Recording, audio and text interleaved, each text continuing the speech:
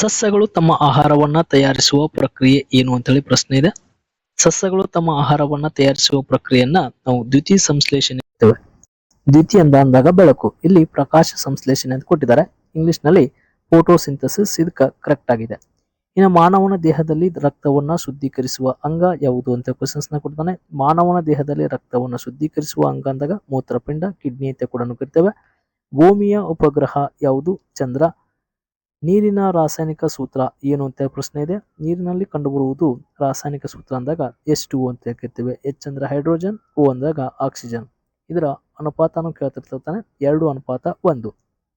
ಸಸ್ಯಗಳಲ್ಲಿ ಹಸಿರು ಬಣ್ಣಕ್ಕೆ ಕಾರಣವಾಗುವ ದ್ರವ್ಯ ಯಾವುದು ಅಂತ ಕ್ವಶನ್ಸ್ ನ ಕೊಡ್ತಾನೆ. ಕ್ಲೋರೋಫಿಲ್ ಇದಕ್ಕೆ ಸರಿ ಉತ್ತರ ಆಗ್ತದ. ಗಾಳಿ ಮುಖ್ಯವಾಗಿ ಯಾವ ಅನಿಲದಿಂದ ಕೂಡಿದೆ ಅಂತ ಪ್ರಶ್ನೆ ಇದೆ. ಗಾಳಿ ಮುಖ್ಯವಾಗಿ ನೈಟ್ರೋಜನ್ ಅನಿಲದಿಂದ ಕೂಡಿದೆ.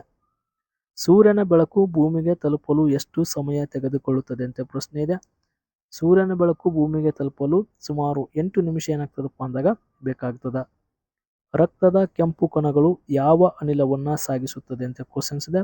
ರಕ್ತದ ಕೆಂಪು ಕಣಗಳು ಆಕ್ಸಿಜನ್ ಅನ್ನು ಏನ್ ಮಾಡ್ತಾವಪ್ಪ ಅಂದಾಗ ಸಾಗಿಸ್ತವೆ. ಧ್ವನಿ ಯಾವ ರೂಪದ ಶಕ್ತಿ ಆಗಿದೆ ಅಂತ ಕ್ವಶನ್ಸ್ ನ ಕೊಟ್ಟಿದ್ದಾನೆ.